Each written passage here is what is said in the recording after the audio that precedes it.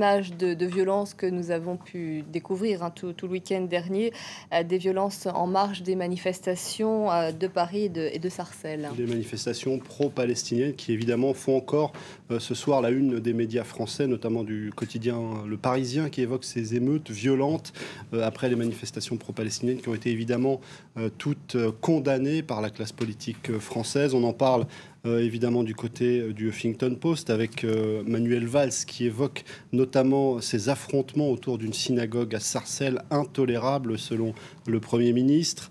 Et puis le maire de Sarcelles qui évoque un déferlement de haine et de violence. Alors évidemment, tout ça n'est pas bon pour la cause palestinienne et d'ailleurs un certain nombre des personnes qui ont été interpellées n'avaient pas franchement le profil de militants de la paix ou de militants pro-palestiniens.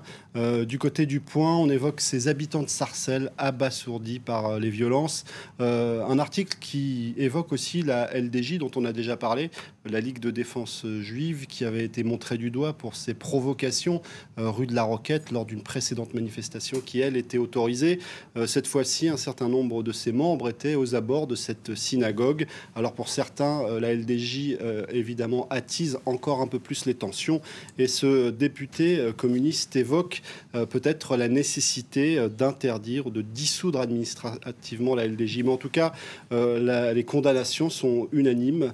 Pascal Boniface écrit « Rien, absolument rien, ni bombardement Gaza, ni impunité de la LDJ ou autre ne justifie les actes et les propos antisémites, des propos antisémites que Pascal Richet a entendus lors de l'autre manifestation qui avait été interdite du côté de Barbès, dans un quartier de Paris, une manifestation qui avait plutôt bien commencé mais qui a dégénéré malheureusement. Et il évoque aussi ceux qui ont eu des paroles apaisantes ou des gestes apaisants pour empêcher ceux qui voulaient en découdre de prendre un Vélib pour le balancer sur les forces de l'ordre. Tout ça n'a pas suffi à calmer les ardeurs des plus virulents. Évidemment, encore un autre tweet qui condamne, celui de Nabila Keraman, qui, elle, est du côté d'Europe Écologie Les Verts. Elle dit « Rien ne justifie les propos et les actes antisémites » et elle ajoute que toutes ces attitudes desservent la cause palestinienne.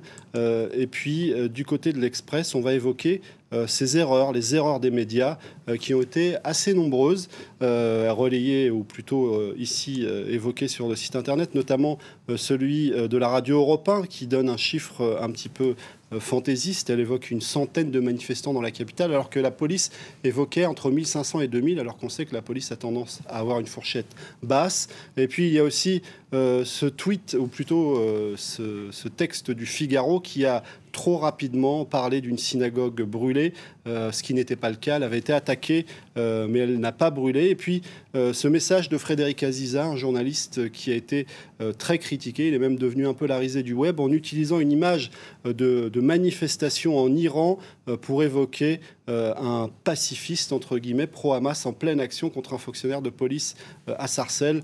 L'image date de quelques années, elle était en Iran. Et donc il y a un débat qui persiste encore ce soir. Faut-il interdire ce type de manifestation, ces manifestations? Alors c'est la question qui se pose, à la une de Libération notamment. Fallait-il interdire ces manifestations? Alors du côté du gouvernement et du ministère de l'Intérieur, on a une ligne assez claire. Du côté notamment de Bernard Cazeneuve qui explique qu'il assume complètement ces manifestations puisqu'il considère que c'était une façon d'empêcher qu'il y ait plus de violence.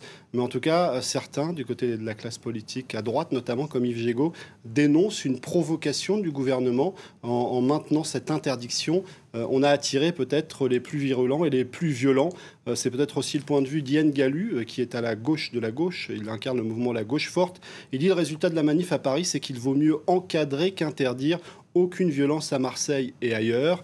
Le site du Monde publiait un long édito en expliquant que ces interdictions étaient peut-être l'aveu d'impuissance du gouvernement dans une séquence où François Hollande a fait plusieurs erreurs, notamment en soutenant clairement Benyamin Netanyahou dans un premier temps et en n'évoquant pas du tout les morts du côté palestinien. Alors interdire cette manifestation, c'est continuer encore d'aller dans le sens d'un soutien inconditionnel à Israël. En tout cas, ça a été interprété comme tel et ça a suscité des réactions hostiles à François Hollande. On l'a vu à plusieurs reprises sur les réseaux sociaux. À l'origine donc de ces manifestations pro-palestiniennes, cette offensive israélienne sur la bande de Gaza, une offensive qui est critiquée, mais qui est, ça c'est assez rare pour le noter, soutenue par une partie de la presse égyptienne. Alors une partie de la presse égyptienne qui soutient très clairement Israël. Alors c'est à dire sur notre site internet un article très intéressant qui fait un petit tour d'horizon de certains titres de la presse égyptienne qui remercie même Benyamin Netanyahou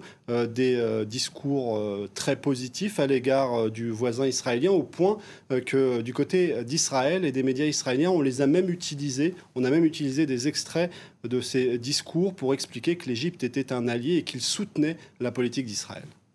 Je vous remercie Karim pour cette chronique ce soir. Un œil sur les médias. Vous restez avec nous sur France 24. Un journal dans une poignée de minutes, 22h30, heure de Paris. Nous continuons bien évidemment de suivre ce 14e jour d'offensive israélienne sur la bande de Gaza.